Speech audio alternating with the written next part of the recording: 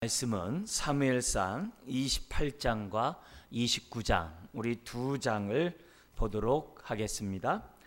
이 시간에는 구약 457페이지 사무엘상 28장 1절에서 7절 말씀을 교독하시겠습니다. 28장 1절. 그때 블레셋 사람들이 이스라엘과 싸우려고 군대를 모집한지라. 아기스가 다윗에게 이르되 너는 발키할라. 너와 네 사람들이 나와 함께 나가서 군대에 참가할 것이니라. 다윗이 아기스에게 이르되 그러면 당신의 종이 행할 바를 아시리이다 하니, 아기스가 다윗에게 이르되 그러면 내가 너를 영원히 내 머리 지키는 자를 삼으리라 하니라. 사무엘이 죽었으므로 온 이스라엘이 그를 두고 슬피 울며 그의 고향 라마에서 장사하였고, 사울은 신접한 자와 박수를 그 땅에서 쫓아내었더라. 블레셋 사람들이 모여 수넴에 이르러 진침해 사울이 온 이스라엘을 모아 길보아에 진쳤더니, 사울이 블레셋 사람들의 군대를 보고 두려워서 그의 마음이 크게 떨린지라. 사울이 여호와께 묻자우되 여호와께서 꿈으로도 우림으로도 선지자로도 그에게 대답하지 아니하심으로 같이요. 사울이 그의 신하들에게 이르되 나를 위하여 신접한 여인을 찾으라. 내가 그리로 가서 그에게 물으리라 하니, 그의 신하들이 그에게 이르되 보소서 엔돌에 신접한 여인이 있나이다. 28장 29장에 나와 있는 내용을 보면 다윗이 이제 도피 생활에서 너무나도 지치고 힘든 나머지 안정된 삶을 추구하고자 블레셋 지역으로 망명을 가게 됩니다. 그래서 자신의 일신상의 안위와 자신들과 함께하는 그 식솔들의 안정된 삶은 어느 정도 보장되었는지 모르지만 그의 삶 속에서 정말 이스라엘을 위한, 왜냐하면 기름 부음 받은 자 아닙니까? 이스라엘의 기름 부음 받은 다음에 차기 왕으로서의 그 역할들은 잘 감당하지 못했던 것을 보게 됩니다. 그래서 오늘 이 28장에서부터 마지막 이제 31장까지는 정말 이제 끔찍한 다윗에게서는 있어서는 안 될 그런 일들이 이제 발생하게 돼요. 그것은 이제 블레셋의 그런 이과의 전쟁에서 사울이 죽을 뿐만 아니라 그의 사랑하는 정말 그 형제인 요나단이 죽는 그런 끔찍한 일을 이제 다윗이 이제 경험하게 되거든요. 이제 이런 정말 있어서는 안 될 그런 일들을 이제 다윗이 이제 경험하게 됩니다. 자, 이런 모습에서 제가 지난번에 어떤 말씀을 했냐면은, 이제 삶의 안정을 구하다 보니까 다윗이 잘못된 선택을 했다 그랬어요. 그래서 이 이스라엘 경내에서 도망 다니는 것보다도 블레셋을 망명하자. 차라리 하나님이 그를 정말 머리털 하나 상치 않도록 늘 보호해 줬잖아요. 다윗이 그때마다 믿음의 결단을 했고 그때마다 하나님을 경외함으로 하나님의 돌보심을 받았잖아요.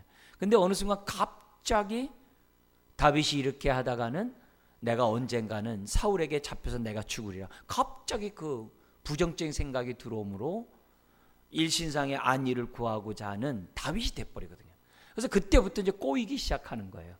이제 그 꼬이는 그런 상황이 오늘 이 28장에서도 이제 등장하게 되고 28장 이하에도 등장하게 되고, 있어서는 안 될 그런 말과 행동들을 다윗이 막 이렇게 쏟아내게 됩니다. 그렇지만 이런 사건 속에서 제가 좀 초점을 둬서 28장, 29장을 좀 우리가 설교하고 교훈을 얻고자 하는 것은 다른 게 아니라, 사울이나 다윗이나 똑같은 위기를 당하는데 누구는 하나님으로부터 돌보심을 받고 누구는 하나님으로부터 돌보심을 받지 못해요. 우리도 남들처럼 똑같이 어려움을 겪는데 어떤 상황에서 하나님이 나를 참 도와주고 있는 것 같은데 왜 나랑 같은, 어떻게 보면은 한솥밥을 먹는 사람, 또 함께 한 교회 안에서 신앙생활하는 성도들, 심지어 나의 이웃에 또 이렇게 교회를 다닌다고 하는 그런 사람들은 이상하게 하나님의 돌보심을 받지 못하는 것 같은 그런 경험들 우리의 삶에 있거든요. 때로는 뭐예요? 반대로 남들은 왜 이렇게 하나님의 돌보심인데 왜 나는 없지? 이런 일들이 우리의 삶 속에서 뭐 지속적이진 않지만 또 때로는 왔다 갔다 하지만은 그런 생각이 들 때가 있어요. 똑같은 위기를 받는데 누구는 돌보심을 받고 누구는 돌보심을 받지 못한 것 같은 그런 상황이 벌어졌을 때 우리는 그런 가운데서도 위기를 만났을 때 어떻게 하면 하나님의 돌보심을 받을 수 있을까? 이제 그런 측면에서 우리가 오늘 본문의 말씀을 좀 살펴봤으면 좋겠고, 또 하나는 사람은 누구를 만나고 누구와 함께 하느냐에 따라서 그의 삶이 많이 이렇게 규정되어집니다. 사울을 만난 사람은 사울과 같은 삶을 살 수밖에 없는 것이고, 다윗을 만난 사람은 다윗과 같은 삶을 살아갈 수밖에 없는 거죠. 그런 의미에서 우리가 누굴 만나느냐가 굉장히 중요한데, 이왕이면 우리들이 이렇게 지금 사무엘상의 말씀을 왜 보는 거예요? 사울 같은 사람이 되는 것이 아니라 다윗 같은 사람이 되자는 데서 우리가 오늘 이 말씀을 우리들이 보고 있는 거 아닙니까? 그래서 그런 의미에서 오늘 이 말씀을 통해서 하나님 위기 때에도 다윗처럼 돌보심을 받고 사울처럼이 아니라, 그리고 나의 삶이 정말 다윗과 같은 사람이 되어서 나를 만나는 사람을 복되게 할 뿐만이 아니라 나는 내가 또 어떻게 돼요? 잘 분별해서 사울과 같은 사람과 함께하는 것이 아니라 또 어떻게 돼요? 다윗과 같은 사람과 함께할 수 있는 사람이 되게 해달라고 우리들이 한번 이렇게 생각해보는 이런 오늘 시간이 되었으면 좋겠습니다. 지금 다윗이 이제 10년간 이 도피 생활 가운데 지금 마지막 막바지에 이르는 그런 시기를 지금 맞이하고 있어요. 그러니까 이제 그만큼 다윗의 삶이 지치고 힘들고 어렵다라고 볼 수 있죠. 그러나 그럼에도 불구하고 다윗은 하나님의 돌보심을 받는다는 거예요. 부족했지만, 연약했지만 때로는 믿음의 행동을 하지 않았음에도 불구하고 하나님이 다윗을 지켜주시고 보호해 주시는 또 그런 모습이 본문에 나오거든요. 그렇다면은 하나님, 나도 위기를 만날 때 나도 좀 돌보심을 받고 하나님의 정말 인도를 받기를 원해요. 이런 기도가 이런 성경을 통해서 우리들이 좀 우리 마음에서부터 우러났으면 좋겠습니다. 자, 오늘 이 28장 우리 한번 잠깐 보면 1절 2절에 다윗에게 정말 큰 위기가 이제 봉착하게 이제 됩니다. 그것은 뭐냐면 이 다윗이 없는 이스라엘, 사실 있을 수 없는 일이죠. 근데 이 다윗이 벌써 10년 동안 이스라엘을 떠났기 때문에, 또 사울왕은 그 국력을 다윗을 잡고자 정말 소모전을 폈잖아요. 벌써 오랜 시간 소모전을 폈기 때문에 이스라엘의 군사력은 발전할 수가 없는 거예요. 쇠퇴할 수밖에 없는 그런 상황이 되죠. 사무엘도 죽었죠. 다윗도 없죠. 그죠? 이런 상황에서 물론 요나단이라는 정말 걸출한 장군이 있음에도 불구하고, 그래도 아무래도 다윗이 있느냐 없느냐는 이스라엘 군사력에 있어서 매우 중요한 위치를 차지하지 않겠습니까? 근데 이런 상황에서 때가 오래가 되니까, 벌써 한 이때 상황으로 얘기한다면 굉장히 이제 10년 마지막 때니까 얼마나 정말 시간이 많이 지났겠어요? 이제 그런 동안에 블레셋은 군사력을 준비했겠고, 그리고 이스라엘은 어떻게 돼요? 다윗을 잡는데 혈안이 되었기 때문에 여타의 어떤 군비를 갖다가 잘 있게 군사력을 준비했다라고 볼 수가 없겠죠. 그래서 블레셋 사람들이 호시탐탐 노리고 있었기 때문에 그 블레셋 사람들이 이스라엘을 정말 이렇게 정복하고자, 침략하고자 군대를 모집한 거예요. 그래서 그 군대 소집령에 누구도 끌려간 거예요. 지금 다윗도 그 자리에 끌려가게 된 거예요. 그래서 다윗은 졸지에 자기 동족 이스라엘과 싸워야 되는 이런 위기를 만나게 된 사건이 1, 2절에 나온 것을 이제 보게 됩니다. 그러니까 다윗이 그 블레셋으로 가지만 않았더라면 이런 일이 없었겠죠. 심지어는 간간히 다윗이 어떻게 해야 돼요? 1년 4개월 동안 자기가 머무는 지역에 있으면서 상납, 지금 뭐냐면 많은 물자들을 갖다가, 짐승이나 이런 물자들을 갖다가 왕에게, 이 아기스 왕에게 상납을 했거든요. 그러면서 뭐라 그러냐면은 아말렉 이런 사람들 거 뺏어온 건데 뭐라고 그러냐면 이것이 바로 유대 땅에 있는 성읍에서 약탈한 것입니다. 이렇게 거짓말하면서 상납을 했단 말이에요. 그러면서 다윗이 그 지역에 있으면서 얼마나 예민했겠어요. 그죠? 첩자가 아마 다윗의 일거수일투족을 다 보고 있었는지도 모르죠. 하여튼 그런 상황이니까 다윗은 자신이 당신에게 충성한 종이라는 것을 지금 어디에요? 물질로 보여야만 하는 조공을 바침으로 해야 된 그런 상황이었다는 거예요. 그래서 전쟁에 나가자 딱 그러니까 2절에 뭐냐면은 다윗은 그 아기스 왕에게 나는 당신의 종이고 당신이 명하는 대로 나는 따르겠다고 다윗이 말하는 거예요. 이게 참 얼마나 참 기가 막힌 사면초가에 놓여 있는 그런 상황입니까? 자, 그러면서 이런 모습 속에서 지금 뭐냐면 블레셋 군대가 4절에 진을 딱 치는 거예요. 우리 수넴 여인이라는 말도 많이 들었던 것처럼 수넴 지역에 진을 딱 치니까 당연히 어떻게 돼요? 이스라엘 군대도 진을 칠 수밖에 없죠. 길보아에 진을 딱 쳤는데 보니까 그 군대가 너무 많은 거예요. 너무 많은 거예요. 그러니까 너무 많으니까 아무리 정말 장군이라 할지라도 사울왕인데 아무리 나이가 많은 정말 왕이라 하더라도 그게 전사 아닙니까? 그죠? 그런 사울왕마저도 두려움에 휩싸일 수밖에 없었던 거죠. 그런 장면이 오늘 이 뒤 본문에 등장하게 되는 거예요. 그래서 4절 5절에 그것을 보고서 그의 마음이 크게 떨렸다 그래요.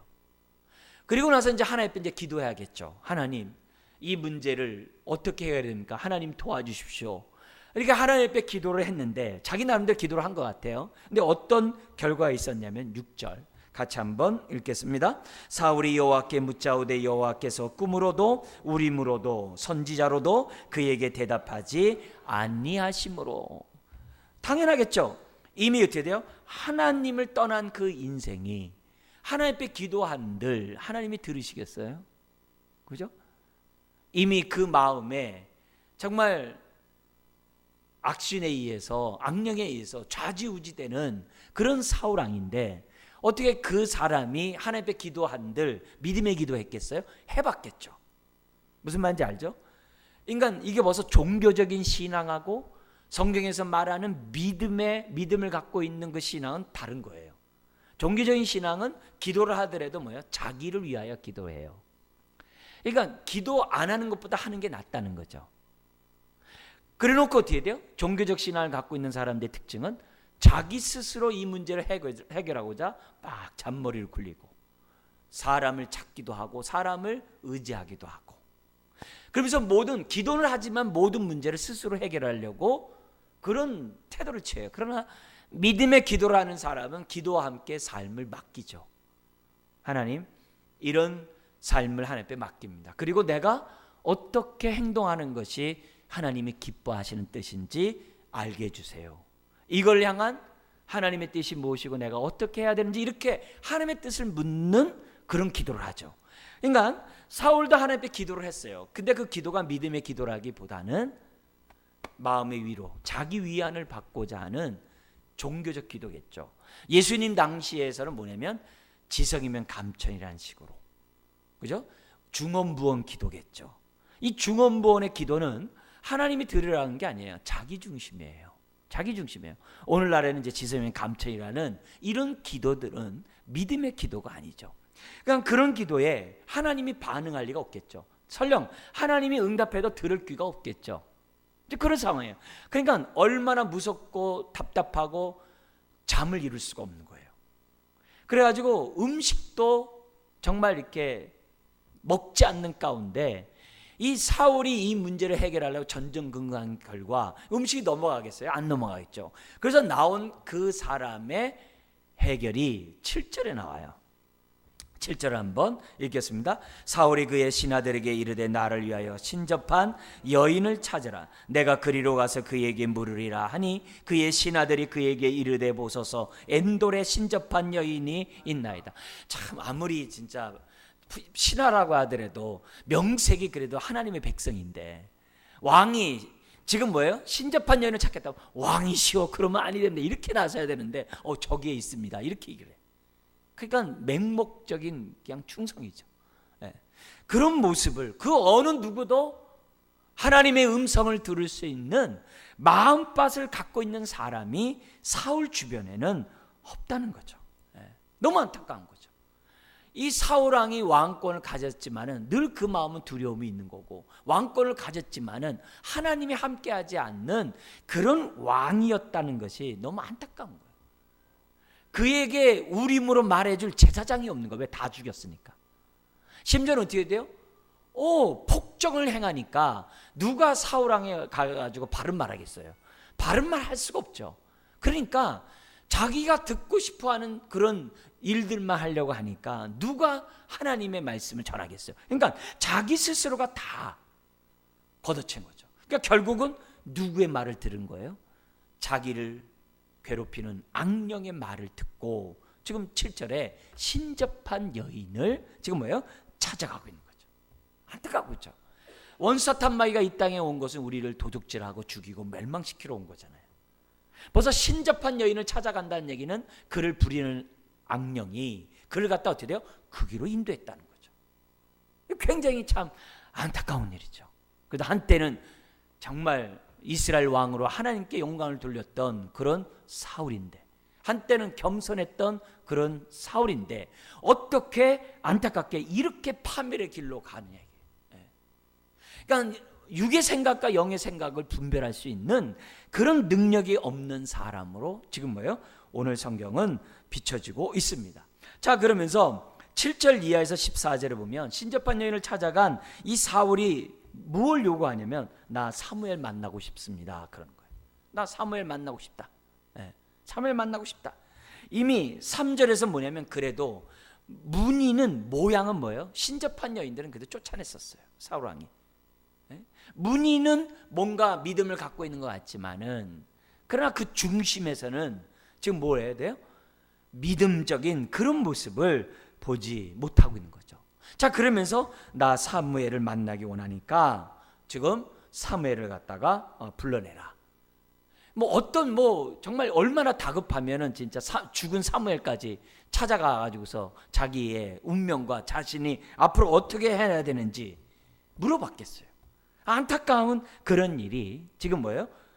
오늘 이 14절까지의 말씀에서 나오게 됩니다. 자, 여기서 오늘 우리 여기 보면 이제 신접한 여인에 대해서 이제 사울이 이제 신접한 여인을 찾아가지고 사무엘을 불러내는데, 여기서 이 본문에 대해서 이제 두 가지 관점이 있어요. 해석하는 방법이, 하나는 하나님이 사무엘을 올라오게 해가지고 하나님의 말을 대변했다, 이런 사람이 있고, 또 한쪽에서는 뭐라고 얘기하냐면 마귀가 미혹시켰다, 이렇게 마귀의 역사다, 귀신의 역사다라고 말을 해요. 자, 근데 만약에 전반부 입장이었다라고 얘기한다면은, 전반부 입장한다면은 6절에 보면 어떤 말씀이 있었어요? 사울 왕이 기도해도 하나님이 응답하지 않았다 그랬어요. 하나님이 아무런 대꾸를 하지 않으셨어요. 그러면 그런 하나님이 갑자기 사무엘을 불러가지고서 그 영을 통해서 하나님이 말씀하겠어요? 우리 하나님이? 예수님 옆에 귀신들이 막 소리 지르려고 할 때, 당신은 하나님의 아들이라고 할 때 뭐래? 시끄럽다, 잠잠하라, 이렇게 하신 분이 바로 예수님인데, 우리 하나님이 너 참 잘했다, 귀신을 통해서라도 그 영을 통해서라도 내가 하나님 뜻 잘했다, 그러지 않는다는 거죠. 하나님의 그 거룩성과 이 영을 통하여 이렇게 신접한 여인을 통해서 하나님 말씀하는 것은 성경 어디를 보더라도 맞지 않는다는 거죠. 오히려 미혹의 영의 역사라고 보는 것이 더 좋다는 거죠. 그러면 어떻게 이 사울 왕의 미래를 갖다가 맞출 수 있냐 이게. 그리고 그동안에 그 사무엘 선지자가 얘기했던 그 말을 어떻게 그 사람이 할 수 있냐 이게. 그럼 간단해요. 왜 그래요? 귀신들이 다 뭐예요? 지나온 과거들은 다 보고 듣고 있거든요. 다 보고 듣고 있다고요.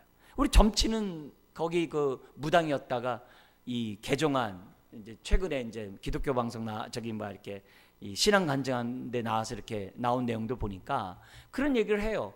벌써 이 점치는 이 사실 자체가 벌써 미혹의 영에 받는 것이고, 그것이 얼마나 정말 무서운 행동인지를 사람들이 알아야 되는데 잘 몰라서 안타깝다 이런 얘기를 하거든요. 그러면 거기서 무슨 얘기하냐면은 지나온 과거들은 다 안 되는 거예요. 자기가 예수를 믿게 된 이유 가운데 하나가 뭐냐면은 구약의 수없이 많은 예수님에 관한 예언이 어떻게 일치하냐 이게요. 그러면서 무슨 얘기냐면 자신들은 과거는 마치지만 미래는 점치는 사람마다 다르다는 거예요. 왜? 이 사람이 안 살아봤기 때문에 모른다는 거예요. 그런데 과거를 마치면 미래도 마칠 것이냐 사람들이 속는다는 거예요. 그래서 사람들이 거기에 운명을 맡긴다는 거예요. 거기서 벗어나고자 굿하고 여러 가지 이렇게 발버둥을 친다는 거예요. 다 짜고 친다는 거죠. 그래서 그 사람의 영혼을 뺏어간다는 거예요. 근데 안타깝게도 과거를 마친 미래도 마칠 것처럼 사람들이 생각한다는 거예요. 그런 얘기를 여기다가도 우리가 생각해 본다고 한다면 지금 뭐예요? 사무엘이 얘기한 얘기, 그 얘기들을 귀신들이 이미 뭐예요? 다 이미 듣고 있었던 얘기들이거든요. 그런 얘기를 뭐예요? 그대로 되풀이하면서 뭘 할 수 있어요? 예언이 아니라 예견을 할 수 있죠. 이미 어둠의 영들도 다 알 거 아니에요. 하나님을 떠난 인생이 어떻게 망한다는 거 다 알잖아요. 그걸 모르겠어요? 하다못해 귀신인데 할 거 아니에요. 그러니까 예견을 하는 거죠. 이렇게 될 것이다. 그렇게 얼마든지 할 수 있는데 안타깝게도 이 사울왕이 거기에 팍 빠져버린 거죠. 팍 빠져버린 그 모습을 나타낸 거예요. 그러니까 더구나 당신은 이제 죽을 것이다 그러니까 이런 마음으로 무슨 전쟁을 해요. 자기 싸워봤자 죽을 것인데 사기가 완전히 땅에 떨어져가지고 결국 어떻게 돼요? 사탄이 원래 목적이 뭐예요? 죽이고 도둑질하고 멸망시키는 그 일들을 사울왕에게 지금 뭐예요? 보여주고 있다는 거예요. 그래서 예전에도 그 신앙간증한 거 보니까는 친구 따라서 그 옆에 점치는데 너도 해봐 그러니까 난 안 믿어 이랬대요. 그러니까 이 점치는 사람이 기분 나쁠 거 아니에요. 야 내가 돈 줄 테니까 너 한번 해봐. 나 이거 안 믿어. 그런데도 뭐냐면 내가 줄 테니까 해봐. 그래서 돈을 갖다 이렇게 2,000원인가 얼마를 이제 길거리에서 이렇게 줬다는 거예요. 그래서 이렇게 딱 봤더니 손가락 보더니 소방 맞을 상이라고 돈을 조금 내고 뭐 하니까는 이제 그렇게 얘기를 했다는 거예요. 그래서 화를 내고 돌아섰는데 이상하게 마음이 울적하고 그러면 자꾸 그 생각이 떠오른다는 거예요. 근데 자기 남편이 자기에게 자기 또 자녀들에게 얼마나 잘하는 그런 남편일 수가 없다는 거예요. 1등 신랑이라는 거예요. 근데 저 사람이 나한테 저러는 거 아니야? 자꾸 이 생각이 막 들어와가지고 나중에 그것이 어떻게 돼요? 거기에 폭 빠져버려가지고 어차피 소방 맞을 인생인데 저 사람이 언젠가는 나에게 저렇게 할 텐데 내가 무슨 정을 주고 뭐해? 이렇게 해가지고 급기야 이혼을 한 거예요. 이게 막 아픔 속에. 그리고 나한테 내 삶이 점점 쭈그러들었는데 친구로부터 전도를 받아가지고 알고 봤더니 자기가 속았다는 거야. 자기 속았다는 거야. 내 삶은 정말 장차 완성될 그 하나님 나라를 오늘 믿음으로 끌어당겨서 내가 사는 것이 내 삶인데 내가 왜 내 인생을 그런 데다 내가 숙면론처럼 맡겼는지 자기가 이제 성경을 안 다음에 자기가 속았다는 걸 깨달은 거야. 그래서 이제 간증을 하는 거예요. 그렇게 간증하는 거예요. 그냥 그런 것을 우리들이 생각해 볼 때 정말 우리가 함부로 장난이라도 부정적인 말들은 우리들끼리 뭐예요? 삼가하고 하나님이 함께 한다는 그 소망의 말들을 서로에게 해주는 것이 굉장히 중요하다는 거죠. 우리가 점치는데 가지 말아야 될 건 당연할 거고 서로에게 말할 때 아예 틀렸어. 내가 왜 틀려요? 여러분 그런 말들을 하면 이제 다 틀렸어. 저 싹시 노래 그러지 말라고. 주님이 함께하면 그 인생이 어떻게 바뀔지 몰라요. 네? 그런 믿음들을 우리들이 갖고 믿음은 바라는 것들이 실상이라고 했으니까 내 삶의 현실을 놓고서 미래를 괜히 내가 예단해가지고 내 인생을 이렇게 파멸로 끌고 가지 말라고. 그럼에도 불구하고 하나님이 나와 함께 하면은 이런 삶 가운데서 하나님이 내 인생을 인도하시고 사용하신다고 하는 그런 믿음들을 가지고 저와 여러분들이 살아야 될 거 아니겠어요? 근데 안타깝게도 사울은 그 신접한 여인의 말을 그냥 받아들이게 돼요. 그리고 오늘 여기 성경에 보면은 그래서 그 신접한 여인에서 사무엘을 불러들이는데 그 신접한 여인이 뭐가 보이느냐 하니까는 사무엘이 보입니다라고 얘기 안 해요. 성경에 보니까 뭐라 그러냐면은 그 정확하게 얘기해. 14절에 뭐라 하냐면은 한 노인이 올라옵니다. 그래요. 한 노인이 올라온다고 그러니까 사울왕 보지도 않고 어떻게 돼요? 사무엘인 줄 알고 코가 땅에 닿도록 엎드린다고. 아니 뭔가 도마처럼 좀 의심 좀 하고 뭐하고 뭐 해가지고 이러면 참 좋을 텐데 한 노인이 올라온 데가 아 사무엘이다 하면서 고개를 갖다 이렇게 넙죽 엎드려가지고서 확인도 하지 아니하고 일방적으로 사무엘의 말로써 뭐예요? 사울이 받아들이고 있다는 거예요. 그리고 보세요. 15절에 보면은 그 노인이 그러는 거예요. 왜 나를 귀찮게 불러가지고 성가시게 하냐? 이런 말을 해요. 여러분, 부모는 죽어서도 자식이 잘 되기를 바라는 것이 부모인 줄 압니다. 그래서 몇 자리 잘못 썼다고 막 괴롭히는 게 그게 부모겠어요? 귀신이지? 제사상 안 드렸다고 막 꿈을 사납게 하는 게 부모겠어요? 그렇게 속으면 안 된단 말이죠. 그죠? 우린 죽어서도 잘 되길 바라는 게 모든 부모잖아요. 그러면 사무엘 선지자가 누구보다도 이스라엘을 위해서 기도하고 눈물 뿌려 한 사람인데 지금 나를 성가시게 불렀다라고 짜증내고 있습니까? 이건 말이 안 되는 행동이잖아요. 그런데도 불구하고 이미 정신이 휙 나가버리니까 그 말을 그냥 액면가 그대로 받아들이고 있다는 거예요. 이건 말도 안 되는, 이건 하나님의 종의 모습이 아님에도 불구하고 지금 뭐예요? 한다는 거예요. 심지어는 뭐라냐면은 네가 뭐냐면 너도 뭐예요? 나와 같이 되리라. 지금 나와 같이 되리라고 한다면 지금은 그러면 사무엘이 지금 어떻다는 거예요? 사울이 죽으면 같이 음부에 있겠다는 거예요? 이 말도 안 되죠. 물론 그것이 넌 나처럼 죽는다라고 이렇게 뭐 이렇게 좁게 해석해도 뭐 이렇게 말이 통할런지 모르지만 네가 오늘 나와 함께 있겠다? 말도 안 되죠. 에? 사무엘이 그렇게 음부에서 이렇게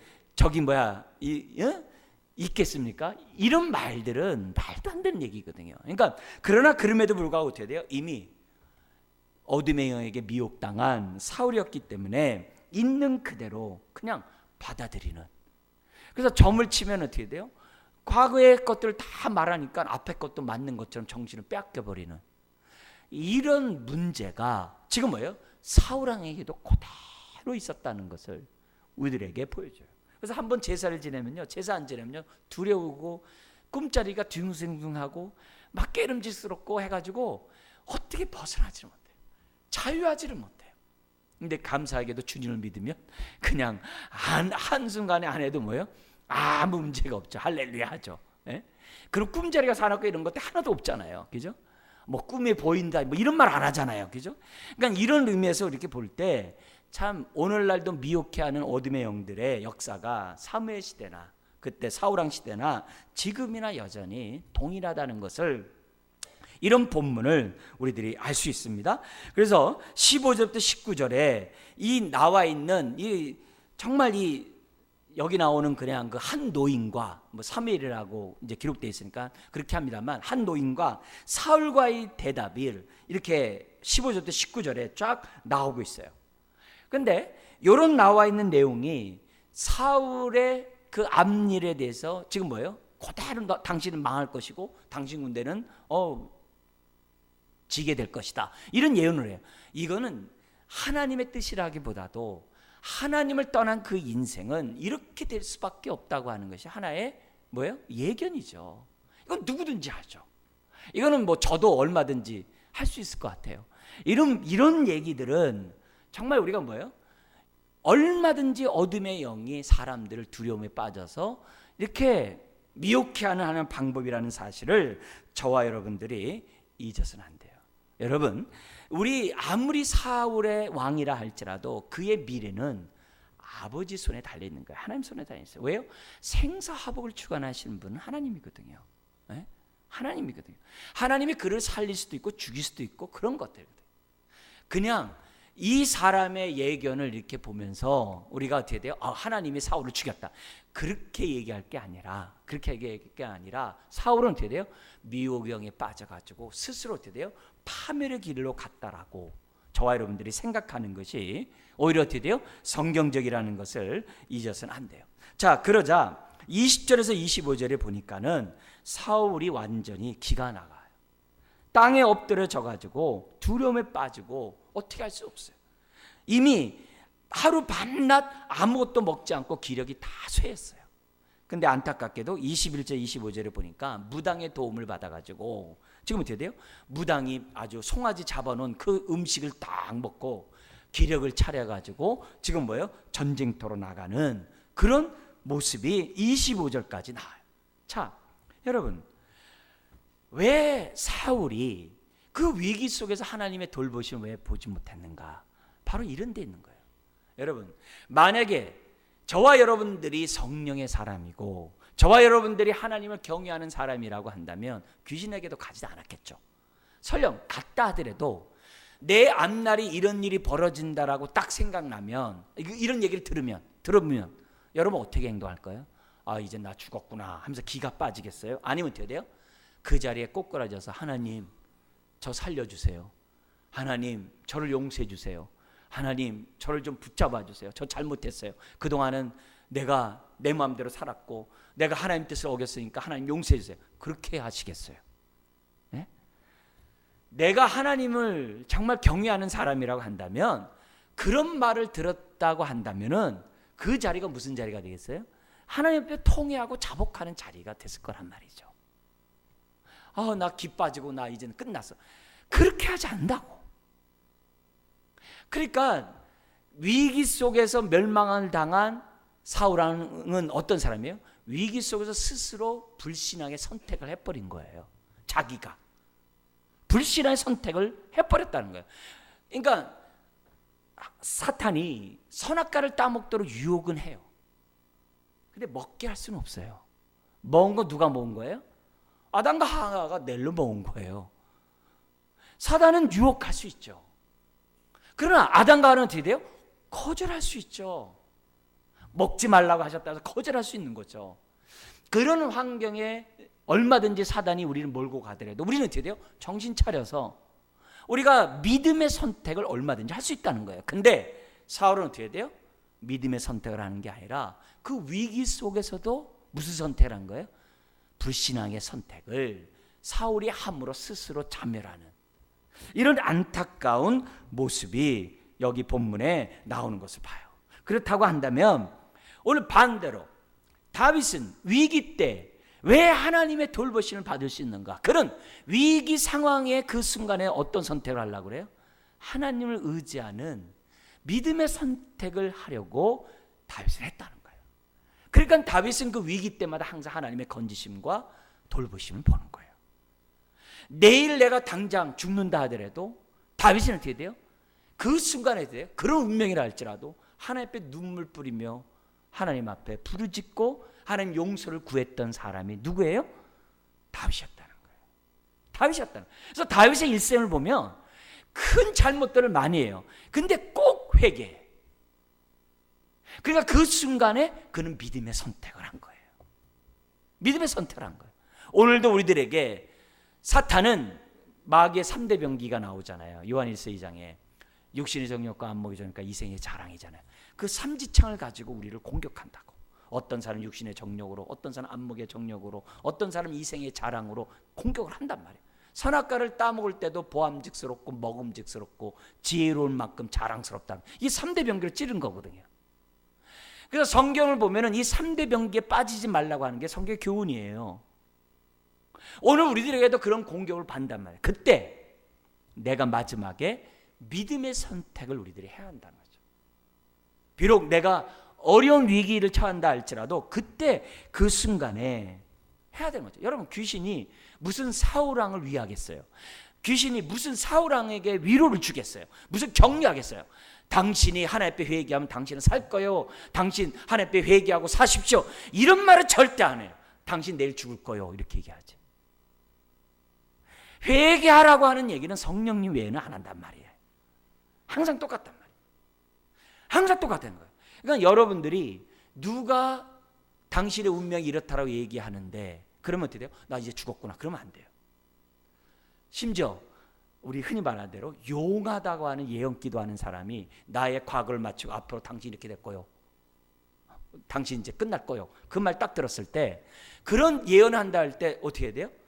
거기서 뭐냐? 나 죽었구나. 그게 아니라 어떻게 해야 되냐면 하나님 앞에 회개하는 거는 두말할 것도 없고, 두 번째 어떻게 돼? 그렇게 말하는 사람이 혹시라도 막 나를 갖다 이렇게 두려움이 막 죽을라 혼내줘야 돼요. 너는 죄 없냐? 이렇게. 그렇게 맞받아칠 수 있는 믿음의 사람이 돼야 되는 거예요. 오히려 당신이 그것을 안다면 나를 위해 기도해 줘야지, 긍휼히 여겨야지, 그렇게 나를 갖다 잡으려고 하냐고. 여러분, 이게 종이 한 장 차이에서 육신의 이 인도를 받는 게 있냐, 성령의 인도를 받느냐가 다른 거예요. 너무나도 이렇게 막 흑과 백같이 이렇게 딱 구분되는 게 아니에요. 아주 우리들의 삶 속에 미묘해요. 그게 에베소서 4장 26절 이하에 뭐가 나와요? 거기 새 사람을 덧입어라. 날마다 옛사람을 버리고 새 사람을 덧입어라. 거기 보면은 항상 거짓을 말하고 진실을 말하라. 그죠? 도둑질하지 말고 네가 정말 깨끗하게 이렇게 살아라. 이런 얘기예요. 남하고 이렇게 싸운 일 있으면 빨리 그 화를 그 해 지기 전에 풀어라. 그렇지 않으면 뭐라 그래요? 마귀가 튼튼하니라. 그렇지 않은 사람들은 뭐야? 성령을 소멸하니라. 그렇게 해요. 그러니까 우리가 거짓말을 말하고 진짜를 말하고 무릇 입밥에서 더러운 말을 내지 말고 은혜로운 말을 하고, 이런 일상적인 대화 속에서 뭐예요? 마귀도 틈타고 성령도 소멸하고 그러는 거예요. 영적인 세계가 무슨 특별한 속에 있는 게 아니라 일상생활 속에 있다는 거예요. 그래서 우리들이 하나님의 말씀을 가지고 잘 분별해서 마지막 그 순간에 우리가 불신앙의 선택을 하는 게 아니라 신앙의 선택을 할 수 있는 저와 여러분들이 돼야 돼요. 그래서 우리가 이런 수요예배나 이런 예배가 왜 중요하냐? 이런 자리가 하나님 앞에 가까이 나오는 자리거든요. 하나님을 떠난 인생은 이런 자리에 안 오거든요. 이런 자리에 나온다는 게 하나님을 경외하기 때문에 나온 거란 말이에요. 이런 훈련이 위기 상황 때 어떻게 만들 우리를요? 주의 이름을 부르게 만든다는 거예요. 그게 요엘서한이에요. 하나님의 심판의 날에 우리로 하여금 주의 이름을 부르도록 성령님이 우리에게 주신다 그랬거든. 우리에게 역사한다 그랬거든. 그러니까 마지막 절대절명 순간에 주의 이름을 부르도록 성령이 우리 안에 오신 거거든요. 그런 의미에서 우리가 하나님을 떠나면 사울왕처럼 살 수밖에 없다는 것을 우리가 보고 사울왕의 그 전철을 밟으면 저와 여러분들이 안 돼요. 사울의 특징들, 하나님을 떠난 사람들의 특징이 사울왕의 모습에서 쫙 나오잖아요. 자기중심이고 굉장히 이기적이고 권력을 위해서 자기 딸까지도 이용해버리고, 그렇게 충성스러운 다윗까지도 내쳐버리고, 자기를 돕지 않았다고 해서 제사장도 죽여버리는 이런 충동적이고 자기중심이고 왕권 유지하려고 하는 이런 행동들은 성령의 사람이 아니죠. 육신의 사람이죠. 그런데 이런 모습을 그냥 휙 지나가면 안 돼요. 내 안에 있는 이런 나의 옛사람의 모습에도 얼마든지 있는 모습들이거든요. 그러니까 이런 모습들을 계속 하나님 앞에서 지금 막 이렇게 고백하고 계속 이 부분을 해결해 달라고 해야 한다는 거죠.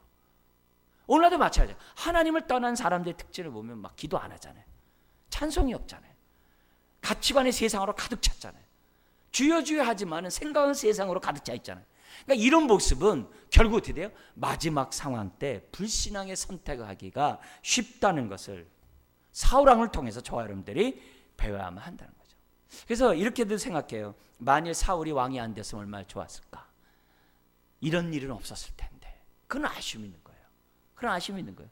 그러니까 그만큼 그 자리에 되면 우리가 깨어있지 않으면, 그런 깨끗한 그릇이 되지 않으면 저나 여러분은 얼마든지 사울왕처럼 타락할 수 있다는 것을 잊어서는 안 돼요. 겉으로 보면 몰라요.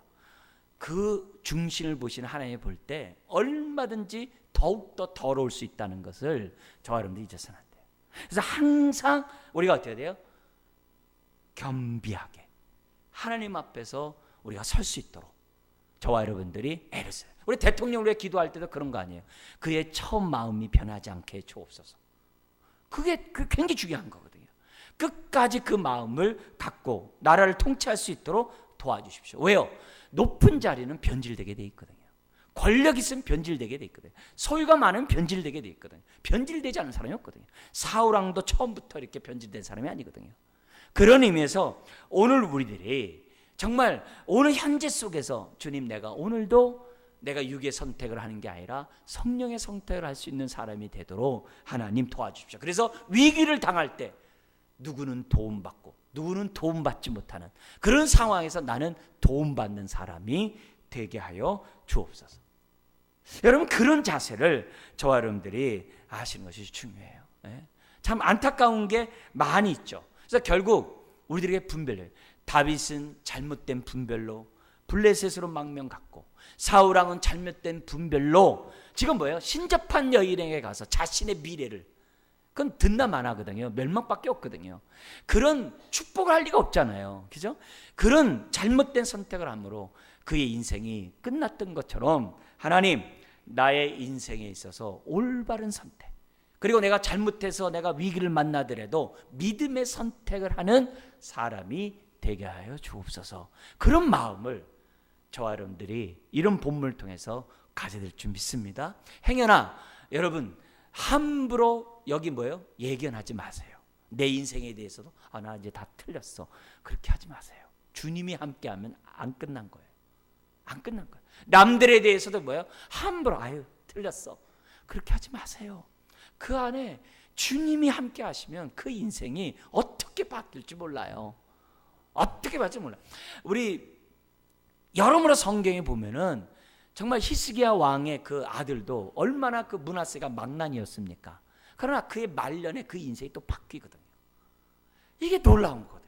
말년에 정신이 돌아오는 사람도 있다니까요. 그러니까 그런 의미에서 우리들이 현실을 보고 함부로 예견하고 함부로 속단해서 말하는 그런 사람 되면 안 돼요. 가끔 이런 말 하잖아요. 이렇게 정신과 치료를 받는 이런 사람들이 오냐면 애들이 이런 얘기해요. 네가 무슨 쓸모 있어?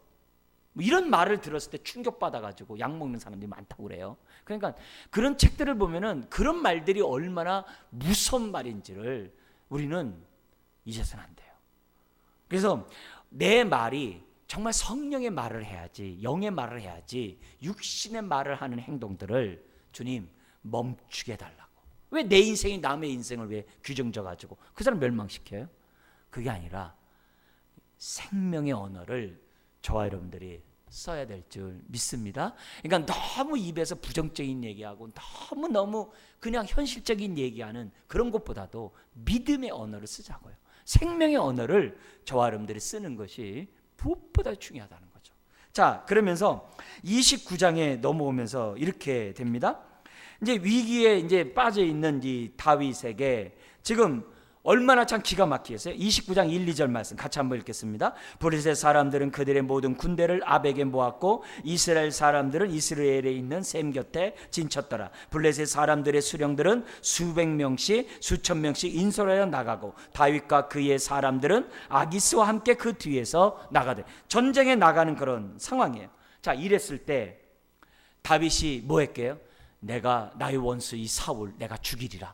내가 나를 했던 그 죽는 걸 내가 안 도와주리라. 예를 들어서 안 도와주리라. 내가 지금 저가 하더라도 나를 괴롭혔던 그 십광야에 있는 사람들, 나를 모함했던 이런 고자질했던 사람들 내가 본때를 보여주리라. 그렇게 하지 않았어요.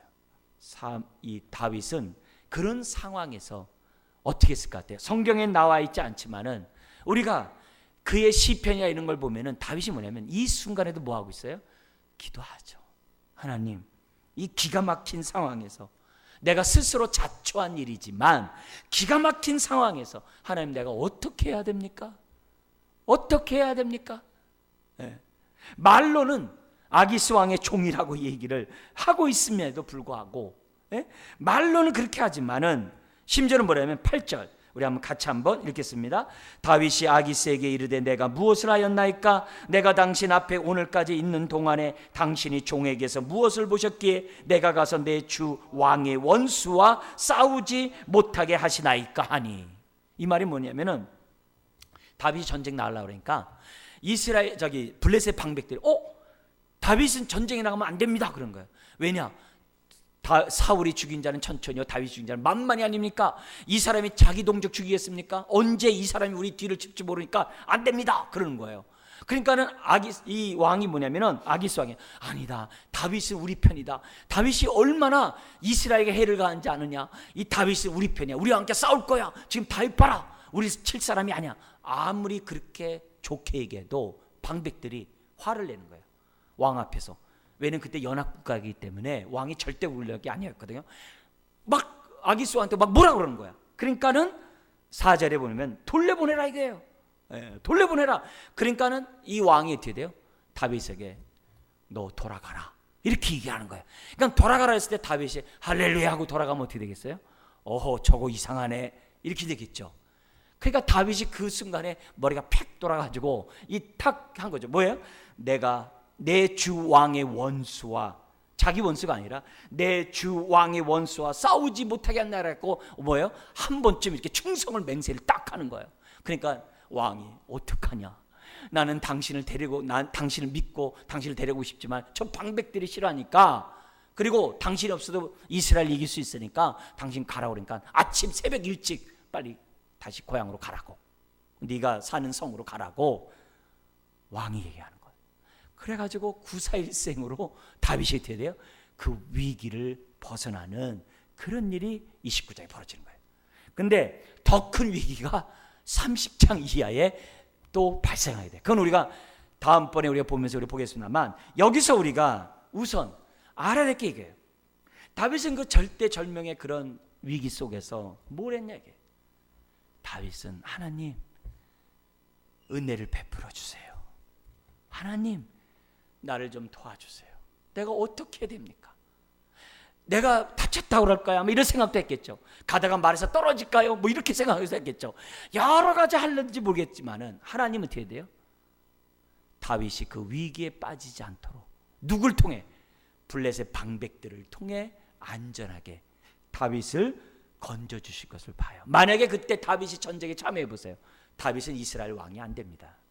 왜? 전쟁에 참여했다라고 조사가 나오는데요. 그 이스라엘의 왕이 될 수가 없는 거예요. 이 모든 것을 다 아시는 하나님께서 지금 뭐예요? 미리 막아준 거예요. 자, 여기서 교훈 하나 우리가 붙잡아야 될 게 이거예요. 여러분, 우리 하나님은 상한 갈 때도 뭐하지 아니하시고 꺾지 않아요. 꺼져가는 심지도 끄지 않으세요. 이걸 우리들이 믿으셔야 돼요. 나에게 허물이 많고 잘못된 게 많고 심지어 내가 잘못된 선택을 하더라도요, 너무 하나님 앞에서 불안해하지 마세요. 그렇다고 너무 뻔뻔스러워라는 얘기 아니에요. 내가 잘못된 선택을 하고 스스로 무덤을 팠다 할지라도 우리가 어떻게 돼요? 그곳에서 주의 이름을 부르면 하나님 우리를 건지시는 분임을 저와 여러분들은 잊으셔서는 안 돼요. 비록 다윗이 잘못된 선택을 하고 여전히 미흡하고 연약한 모습이 있음에도 불구하고 하나님이 어떻게 돼요? 미래에 이스라엘의 왕이 될 것을 아신 우리 하나님께서는 미리 위기를 건져주시는 선한 목자의 손길을 베푸시는 분임을 오늘 성경은 우리들에게 가르쳐주고 있어요. 그래서 우리가 신앙생활하면서 우리가 알아야 될 것은 뭐냐면 내가 잘못된 선택했으니까 나 끝났네, 그러지 마세요. 잘못된 선택해가지고 호랑이 굴에 들어갔어도 우리가 어떻게 돼요? 거기서도 주의 이름을 부르고 거기서도 믿음의 선택을 하면은 하나님은 어떻게 돼요? 땅 끝에 끌려간다 할지라도 거기서 너를 건지시겠다고 약속하셨어요. 그분이 우리가 믿는 하나님이시라는 것을 우리가 믿으셔야 돼요. 그래서 우리가 이런 하나님에 대해서 우리가 가져야 될 게 뭐냐면 두려워하는 마음이 아니라 경외하는 마음을 가져야 돼요. 두려운 마음과 경외의 마음의 차이가 뭐죠? 경외는 뭐냐면 두려움 플러스 하나님을 향하여 나아가고자 하는 친밀감이 플러스된 게 경외예요. 그러니까 우리가 하나님을 너무 두려워하는 하나님으로 본다면 나 잘못된 선택했기는 끝났네, 그렇게 생각해요. 근데 경외는 뭐냐면 잘못된 선택을 한다 할지라도 내가 주의 이름을 부르면 하나님이 내 인생을 구원해 주신다라고 하는 그런 믿음을 갖고 있는 사람을 하나님을 경외한 자라고 그래요.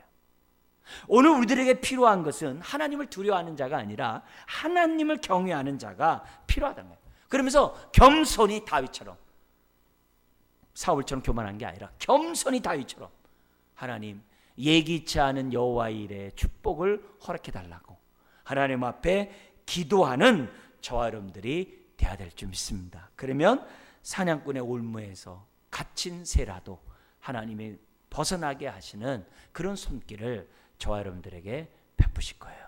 그래서 내가 자초한 위기라 할지라도 내가 그 순간에 불신앙의 선택을 하는 것이 아니라 믿음의 선택을 함으로 하나님의 구원을 경험하는 저와 여러분 되시기를 주의 이름으로 축원합니다. 기도